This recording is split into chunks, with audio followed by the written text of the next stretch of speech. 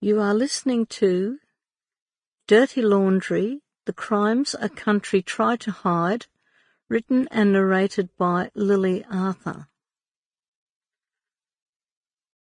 Dedications. To Des, who held my hand while I walked through the dark shadows. My mother, Lily MacDonald, for her determination.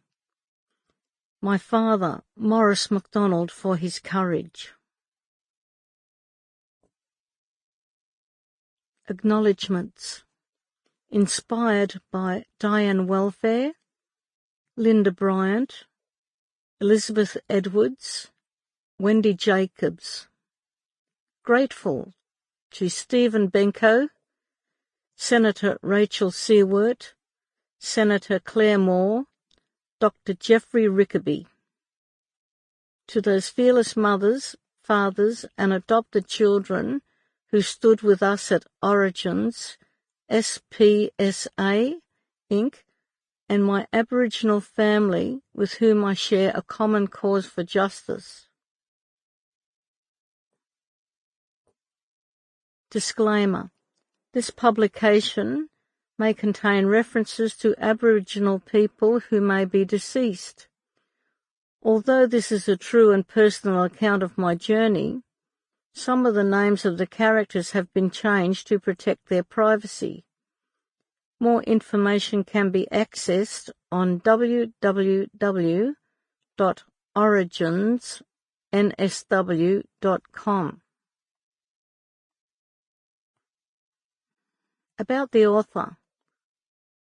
Born in the debris of a bombed-out East End of London, Lily MacDonald was brought to Australia in 1959 by her parents, Maurice and Lily, looking for a brighter future.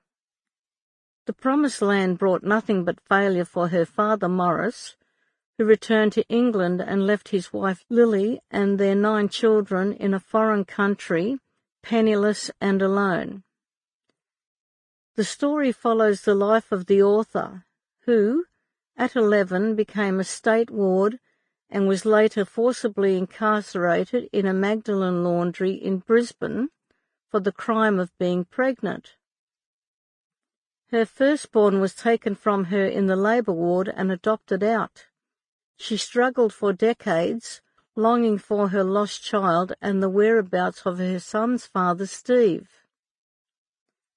Her journey found her seeking and finding her lost child against impossible odds, reuniting with her lost love and fighting to bring those who destroyed the lives of many women and their children to justice. In this time, she went from an ordinary housewife to a student, and then to become an activist through an organisation seeking the truth about a time in history, a history that saw an estimated 150,000 mothers lose their newborns to illegal adoption practices.